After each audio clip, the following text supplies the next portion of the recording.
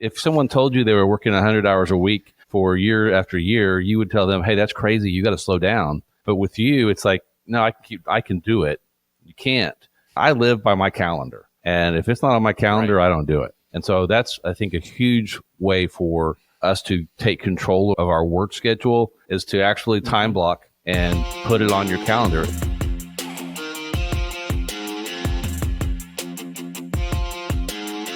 Welcome to the How Leaders Think podcast, the show that transforms you by renewing your mind and giving you new ways to think. I am your host, Kenny Lange, and with me today is the Scott Reib. He is an official Zig Ziglar small business lawyer, which is a string of words I never thought I would say, but it's really cool. He is also a Ziglar Legacy certified trainer, and it's no wonder that Scott is known as America's legal coach, which is also something we should explore later on. For the last 2 decades, Scott has been helping business owners, entrepreneurs, and coaches shatterproof their businesses by implementing strategic strategies for structure, growth, and protection.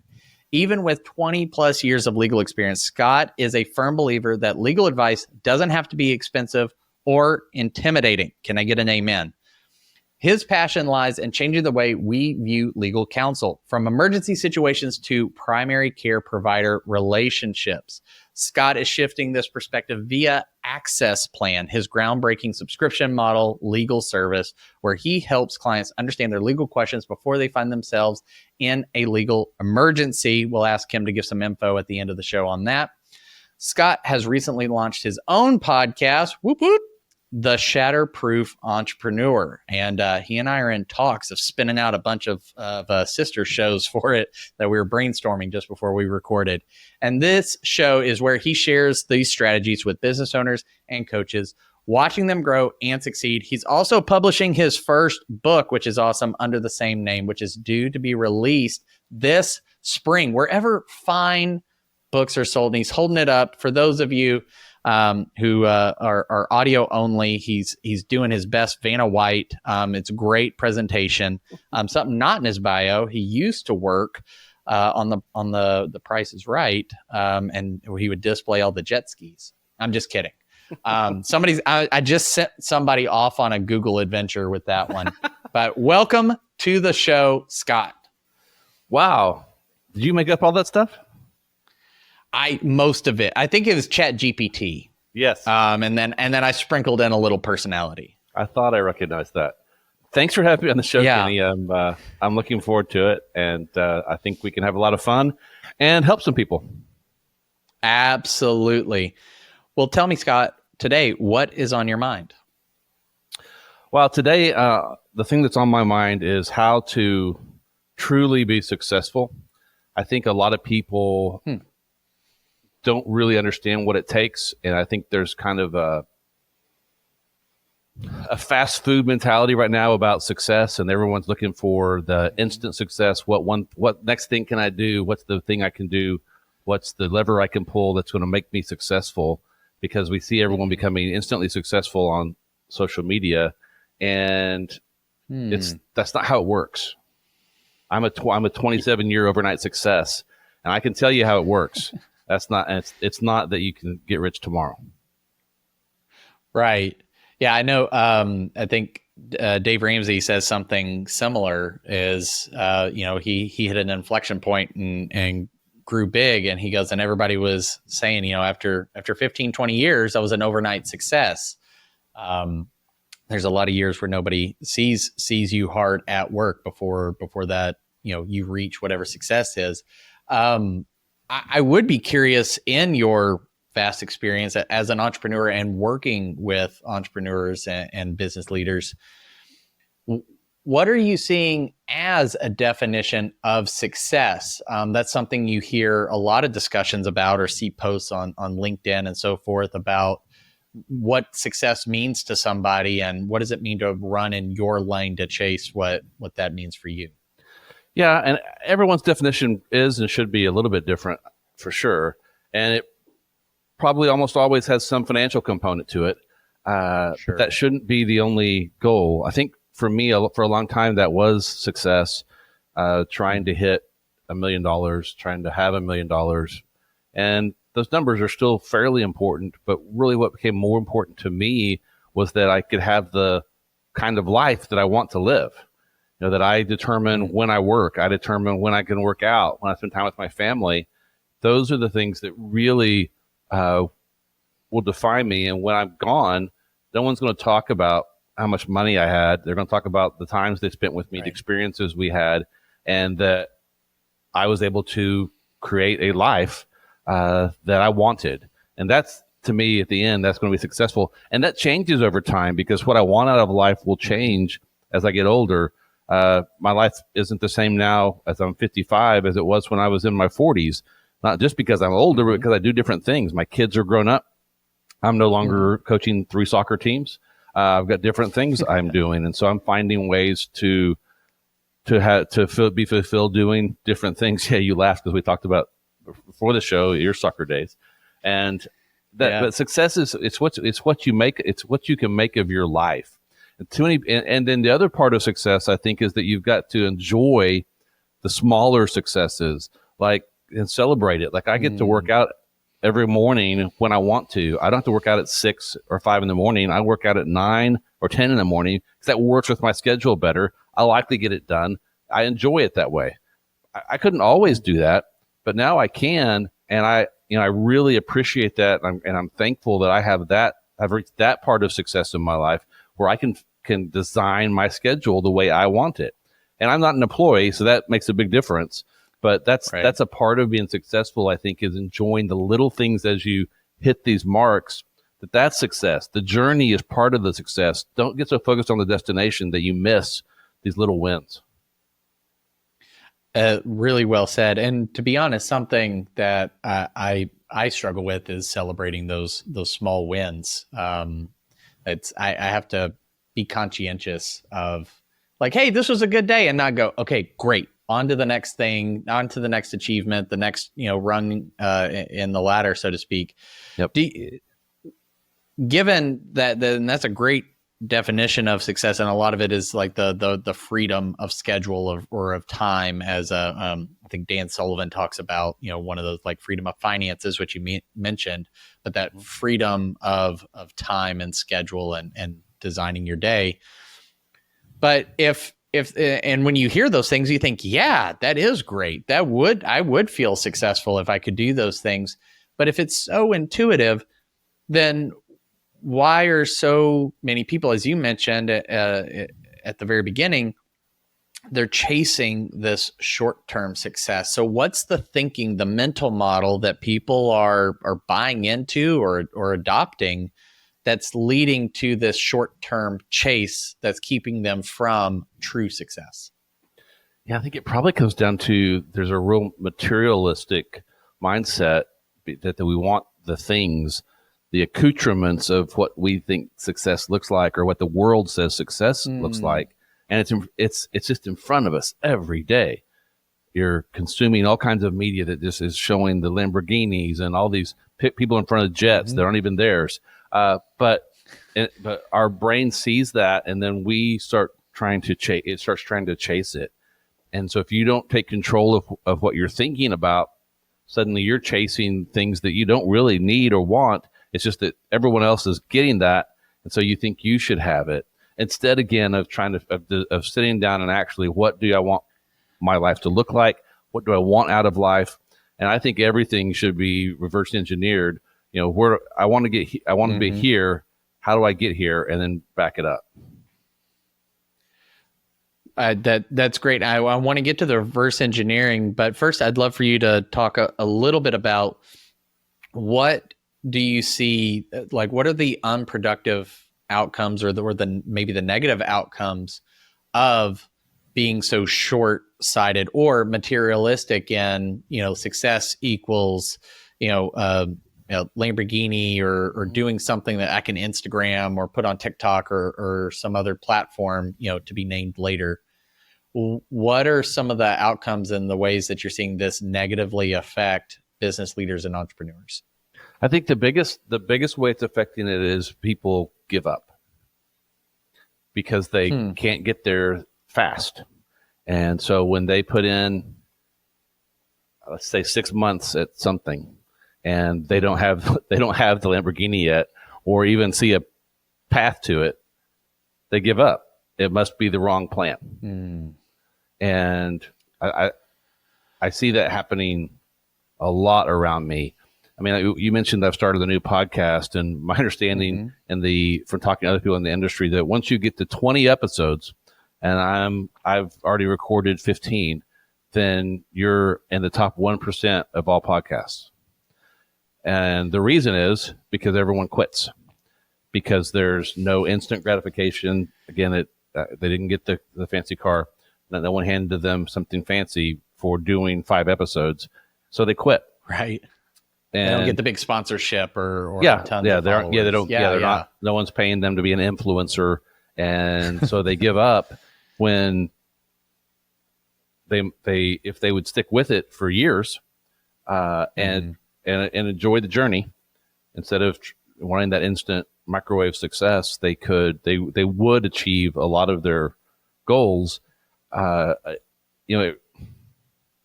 It's not that they need a new plan. Everyone thinks they need a new plan.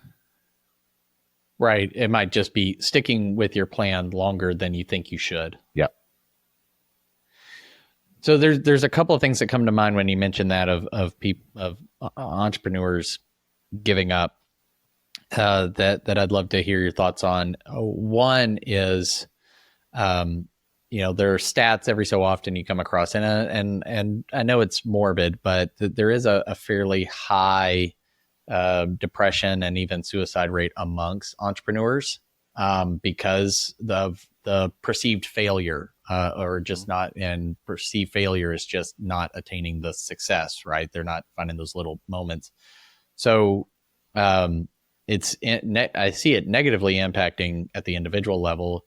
And I'm curious your thoughts on that, or if that's been part of your work, or just encouraging others. I know obviously Zig Ziglar was huge on the encouragement and your mindset and positivity and some of those things. So you could speak there, but also like it could be the greater business community, but just the community of humanity in general. What do we end up missing out on by these entrepreneurs giving up too early? Oh, they missed the whole prize. Yeah, the individuals. Yeah. Yeah. Like, what do you and I miss out on? You kind of hit 2 things there.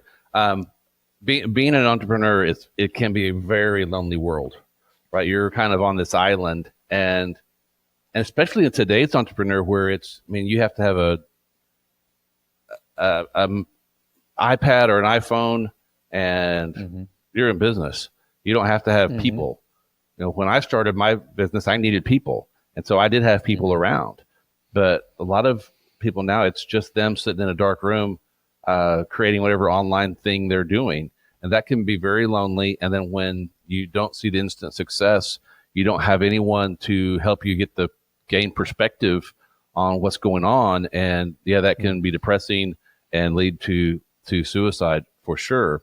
And so what I've found, and what I believe in, is that people need to get into community.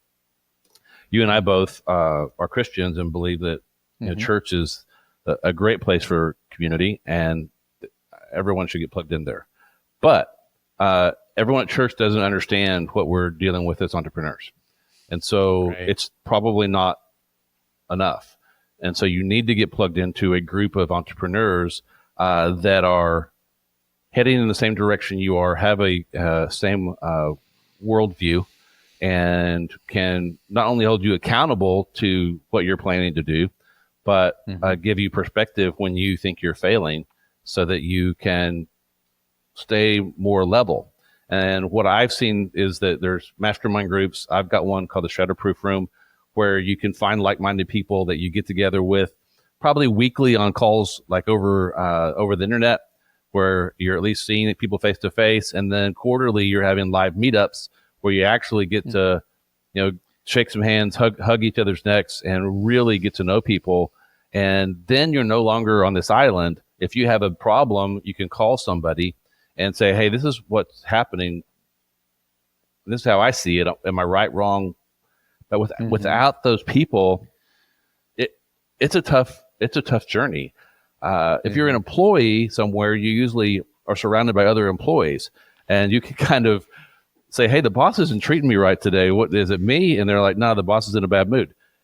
As the entrepreneur, you don't really have that luxury unless you intentionally go find that group. And so I think it's a huge problem, but I think there are answers out there more than ever.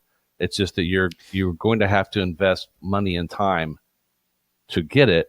But it's being in the rooms with those kind of people have really changed my trajectory. Wow. And I'm glad you mentioned, your Shatterproof room, and there's others. If you are, Christian faith oriented, I know Faith Driven Entrepreneur does groups. There's Convene, C12, but there's also there's Vistage and several others. So there really are. I feel like there's more than there ever has been. These peer groups where you can go and be transparent and get that feedback. I know that was something I wish I had with my first company, because I did feel very, very isolated. It's like, who do I bounce these things off of? Because I can't go up, right? I'm at the top of the pyramid, so to speak, and my employees may or may not know, or they may not be the right people to process with me. So having a coach like you are, or a peer group can be great. So, and zooming out from the individual entrepreneur, I think about if people who have great heart, great idea, they see a gap in the marketplace and they want to create value there, but they're giving up too soon. What do all of us start to miss out on because they're giving up for one reason or another, but they're giving up too soon? Yeah, that's hard to quantify, right? To get your hands around, but probably a lot of greatness. There's probably a lot of great things and things that should happen, but people are giving up too soon. There's definitely an art to quitting and knowing when you need to stop doing something, for sure. Yeah. You don't want to waste your time doing something you shouldn't be doing, but right. But I think that there's a lot of things that don't quite come to fruition because whoever had the idea gives up too soon for whatever reason. They didn't have enough encouragement. They started having kind of tunnel vision and couldn't figure out what to do next to get to the promised land, and they quit. Right. And one of the things that came to mind with your answer is they may not be in touch with why what they're doing is important. Right. And especially if they're focused on the sort of all these side roads, side benefits that may come from success. And certainly those are fine. Like things are fine. Probably would say don't chase things, chase purpose, but the why what you're doing matters, and I think can be incredibly powerful on the longevity. So for example, and one part of my work with companies is we'll set this long-term destination. Jim Collins calls it a big, hairy, audacious goal. Yep. And we talk about what do you want to get to? What's this big outcome? Like maybe let's define success. When do we want to get there? Let's set the pace. But we focus time with these leadership teams on what is the why. Why does this matter? Who does this impact and why does it matter? Because there are going to be days that you want to give up where nobody's listening to your podcast, nobody read your blog, nobody liked your post, nobody accepted your proposal, or opened your emails. And you're going to feel like all the evidence is telling you, I'm terrible, I should give up. But if you have that why, then it can help sort of pull you through. And is that something in particular for you? I mean, making it 27 years is no joke. You've probably thought about quitting more than once, but do you feel that a strong why has kept you in the game, so to speak? Yeah, I think for a long time, my why was just to take care of my family. I had some, Mhm. I had enough fear driving me that kept me going to make sure I could pay the bills and get my boys through college and that kind of stuff. But about 10 years ago, it started to shift because I could kind of see that part, that was okay. God was taking care of Mhm. me, and that was okay. Then my why became how can I help more small business owners not have these problems that I keep having to fix. And you alluded to it earlier, the philosophy of emergency room versus primary care. And I wanted to become that primary care for entrepreneurs so that they could have healthier businesses. And once I had that why, then doing the hard things I had to do to transition my business model to work in that way was not easy, but it wasn't painful. It was enjoyable, most of it. Sometimes work's work, even if it's your purpose. It's still work. But yeah, so once I kind of nailed down that why, it really became easy to do what I do. One thing I have figured out is that just because I do have a purpose that drives me, and this is kind of where I'm working on something I'm working on now is I need to have some passion outside of my business, or you can really become kind of stuck in life, and that you don't want your whole life to be about your business. And so you need to have some things outside of it that excite you, that you want to do. And so I'm kind of at a point now where I'm trying to figure out what are those things that I can do outside of business, because I love working. I would work 24 hours a day if I could. I love it. Right. But that's not healthy. Yeah, it's not. Well, it's funny you bring that up because I've been given that some thought as it pertains to focus. Because I think a lot of the entrepreneurs who can make it past the first 18, 24 months and then 5 years and 10 years, like they show an incredible amount of focus in their service offerings and spending the right amount of time, growing the business. Right. Like I think a lot of the short-term thinking leads to a lot of diffused attention to where I'm going to halfway do this and expect outsized results, and it doesn't come, and okay, I failed. It's like, yeah, but did you really give it your all? And I'm like you, I love the work that I do. There's a reason that I'm doing it, is because it's not just another thing to do or gotta go to the 9 to 5. And I know a lot of people feel that way, and not everybody's meant to be an entrepreneur, but you can still love your work. What's the right balance, maybe, as you started thinking about this? And I really love my work. It makes it helped me fulfill a personal purpose. It's fulfilling. But I have these other things that maybe I should be pursuing because it'll enrich my work, enrich my life and my relationships. But how do you think about splitting that? Because like you and me, there's so many entrepreneurs who would just, and some do, they're working 100-hour weeks because they need to make it, or that's just, they're so passionate about the purpose, the cause, or the work. How do you balance that? Yeah, it's difficult, but you have to be able to lead yourself first. And so you kind of have to back up from the situation and look at it like if you were talking to someone else, what would you tell them to do? And then take your own advice. Because if someone told you they were working 100 hours a week for year after year, you would tell them, hey, that's crazy. You got to slow down. But with you, it's like, no, I can do it. You can't. And you've got to figure out what are the parameters. And I live by my calendar. And if it's not on my calendar, I don't do it. And so that's, I think, a huge way for us to take control of our work schedule is to actually time block and put it on your calendar. And even if you're going to do stuff after normal business hours, time block it. And if it's not on there for you to work, don't work. And you should be putting stuff on there for, personal things that you're going to do. Like when you're going to work out, when you're going to spend time with your significant other, when you're going to spend time with your kids, put all that on your calendar and then live by your calendar. and that will help you control the amount of hours that you pour into your business. Now, if you're a new entrepreneur, sorry, you're going to have to grind for a while. It's just how it is.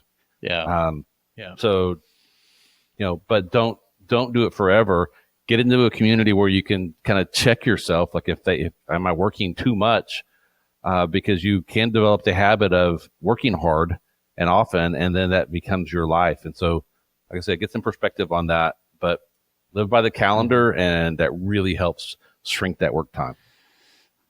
I love that. And that's actually something that's become helpful for me is I would sort of I was regimented and disciplined about living by my calendar for work stuff, but then it was like free for all when it came to anything outside of that. And, Michael Hyatt a long time ago had a quote that stuck with me is like, what gets scheduled gets done. Yeah. Similar to like a lot of like metrics and KPIs, you hear what gets measured gets managed. Mm-hmm. But he said, if you don't put it on your calendar, the likelihood that it actually gets done, even if it's something for just the pure joy of it, he goes, the likelihood that it happens goes significantly down. He says, so do yourself a favor and put it on there. So it's like, well, why don't I apply what's working in my work life over here in personal life, start to integrate the two. Yep. Which is why I love the term. I've heard from several friends. One is that's actually in your area in DFW, Dr. Elise Cortez, who was on the show. She talks a lot about work-life integration. She said balance is ridiculous. I agree. She says, but work-life integration is obtainable and it ends up having a healthier outcome. So I've done that. I would recommend to people that there are some cool apps. So I'm a nerd, so I love bringing apps into the mix.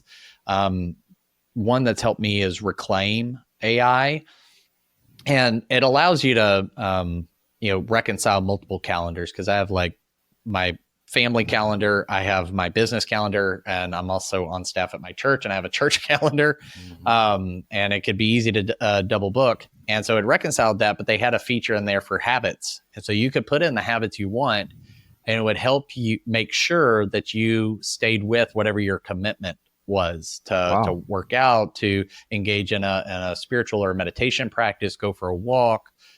It helps me make sure that I'm always taking a lunch, so I don't skip it. So I make sure to give myself a break to decompress during the day, so I'm not a jerk in the afternoon. Yeah. But it's something, so there's no one right way to do it, but that if you're technologically inclined, there's tools like Reclaim, Motion, and there's probably a few others that can help you stay true to those commitments. Because if you're probably like, I don't want to speak for you, Scott, but I'm willing to bet you would easily, if you had your own option, you would just schedule over the thing that, your workout or something else because a prospect was willing to talk to you at that time or something else. But if you block it on the calendar, you're like, well, I have a meeting with me for something, right? Mm-hmm. Yeah. That's another thing you learn as you get further along the journey, is that almost everything can wait. And that if a prospect calls and you can meet with him the same day, there's probably a problem. Unless you've had a cancellation. You're probably, that's psychologically not a good way to approach the sales process anyway. So stick to it. Make sure you have time on your calendar for new prospects, but don't move the things that are important to you. And if it's not important to you, it shouldn't go on your calendar. Right. Absolutely. Looping back, you mentioned you really like Michael Hyatt, so I'm sure you've taken a look at like his full focus planner and some of those materials, which I think are top notch. I cycle in and out of doing it. I tell people I have such an issue with authority that I'll break my own rules to show myself who's boss. But the planning the week, like going ahead and saying what's going to be most important to me, not just in work, but in life and in relationships or in rest. Yeah. And then blocking those times ahead of time. So even for those of you who prefer more of a paper method, I would recommend that. So as you're coaching leaders and you're moving into that, like that primary care provider, which I love the language, the sort of medical language there, because I do think it impacts how your business is going can impact your mental, emotional, and even your physical health, as that sort of proactive care. So as you are coaching leaders and working with clients, what are some of the mental models or practices that you teach them to utilize or to bring into their routines or just way of thinking, so that they start looking at success in that longer view instead of that short-term view? Yeah. My thing is the 90-day blast, that life can be lived in chunks. And if you'll do it in 90-day chunks, everything becomes much, much more obtainable. Longer than that, I lose focus, and it's hard for me to believe I can do it. I just finished a shorter run where I did 75 hard. It's a similar thing where it's a shorter time frame. It's not a year goal or a 5-year goal. That's my goal for 75 days. But with the 90-day blast, you figure out what it is you want to achieve. You set that goal. The first time I used the 90-day blast was to lose weight. I had gotten heavy in the first year of my new firm and needed to lose 40 pounds. And so I set my goals and had and for 90 days how I was going to achieve them. And when you set your goals, you go through the process of figuring out what are the steps that it takes to achieve them. So, getting my diet under control. I signed up for Weight Watchers, nutrition. I signed up at a gym and got a trainer, and all the steps. And then what are the obstacles, and list all that stuff up. And when I do it, I create a sheet that I can look at daily with all that information on it. And then for 90 days, you follow that plan to achieve that goal. And it can be used for anything, we can personal. So that, like the integration you're talking about, this is your life. And so when there's something you're trying to achieve, if you use the 90-day blast to do it, and then at the end of 90 days, you can set a new one. Or if you didn't quite make it, then do it for another 90 days. Because sometimes you don't. Sometimes you fall short. And that's okay, as long as you're making progress. But do it again. And you can do multiple. You can have multiple 90-day blasts going at the same time. I would probably start with one, but that's the way to achieve things in something that you can really kind of control and be successful with, instead of this long-term plan, 90 days. And you can do it with anything. The other thing I think that people need to do is limit their priorities. I think you can only have 3 or 4 at any given time. Any more than that, you're kidding yourself if you think the 5th thing's a priority. It just isn't. Right. And it's going to shift from time to time, from month to month. Your priorities may change, but business owners should have 3 to 4 major priorities or initiatives that they're running through that 90-day blast all the time. And so every day you're going to get up and figure out which of my 4 am I going to work on, and make sure that you've taken at least done 3 things that day to move towards those goals. And if you have those written down on your schedule, you get to the end of 90 days and you're going to either achieve a lot of it or come really close. And so to me, that's something you can you could take a 30-minute break this afternoon and write down your goal, the steps to achieve it, the obstacles, and achieve that, get that first 90-day blast going. That's excellent. So somebody can do that and literally just get a piece of paper or their notes app even. And it's in my book. And so if you get the book, there's actually a QR code that takes you to a form for the 90-day blast. So if you don't have to create it for yourself, it's right there. Oh, perfect. So please make sure, go out, get the book, get that form, so you can start to make some progress. Yeah, it is funny how, just taking the 90 days and building on it, then you're like, oh, okay, well, I'm further along than I was 90 days ago. And he just, like, that momentum, after, a couple of them, you start to feel like, well, shoot, I might actually be able to do this. I'm building something really neat here, instead of oh my God, I'm lost in a sea of day to day, right? Or it's now until 10 years. And that feels like impossible to conceptualize. And you're like, I'm so far behind. But if it's like, no, just get to the end of the quarter, just get to the end of the 90 days or whatever it is. Yeah. Because I used to set 1 year goals, and the problem would be I would get to month 9 or 10, and I hadn't made very much progress. And so with the 90-day goals, I don't have that problem because I'm constantly measuring the progress. At the end of 90 days, it's like, where am I? Okay, I didn't quite get there. I'm resetting. And so I end up with a year goal, but I've been able to really take stock every 90 days of whether I'm moving in the right direction instead of getting to the end of the year and going, oh, well, another goal I didn't achieve. Right, which after a while, just learned helplessness starts to set in. Mm-hmm. It sounds like you may take, like, you're still having like a 1 year target, or in the system and soul language I use, we talk about a 1 year bet, but you may say, well, let me chunk this down. Like you said, we can work in chunks. Let me chunk this down 90 days to make some progress towards that. What's something I could do? Yep. And then work the steps. I do love that you encourage people to list out the obstacles. Because if you think there aren't going to be any, then you are deceiving yourself. But knowing that at least takes away that element of surprise, which can sometimes derail you because you're so frustrated by that obstacle popping up, right? Oh, yeah. Yeah, and setting any goals, goal setting program, they always needs to have the steps that you need to take to achieve the goal, and then the obstacles. And remember, your goal needs to be specific, measurable, and reasonable.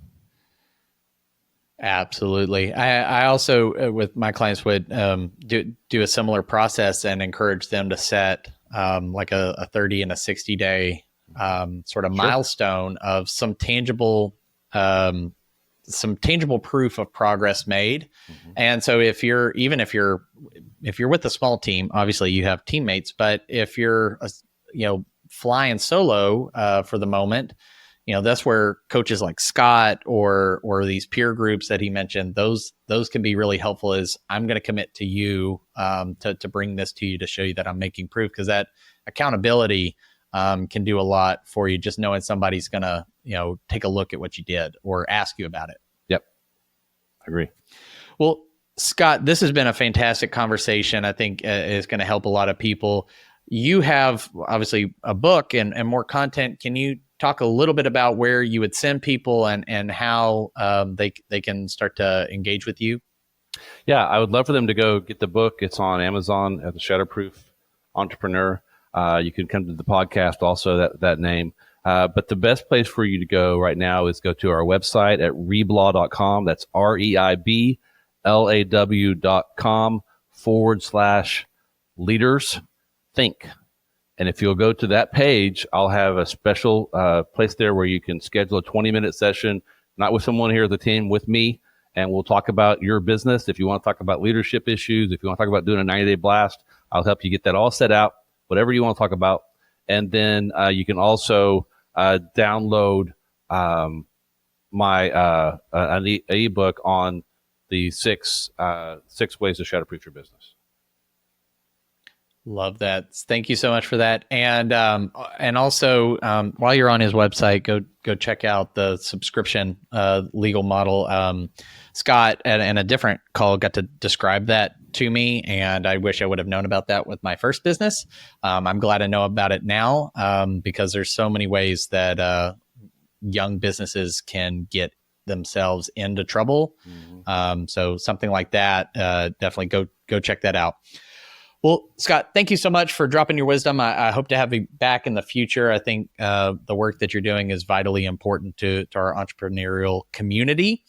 And for all of you who are listening, watching, or consuming, however it is, maybe you've got one of Elon Musk's Neuralink and you're just watching this in your eyeballs right now. But we appreciate that you tuning in and consuming this. I hope it helped you. And if it did, pay it forward by subscribe, or sharing it. Help more people find this content and get the help that you've received. Also, leave a review, feedback. If there's any way that I can improve the show to deliver more value for you, I want to do that. But until next time, change the way you think. You'll change the way you lead. We'll see you.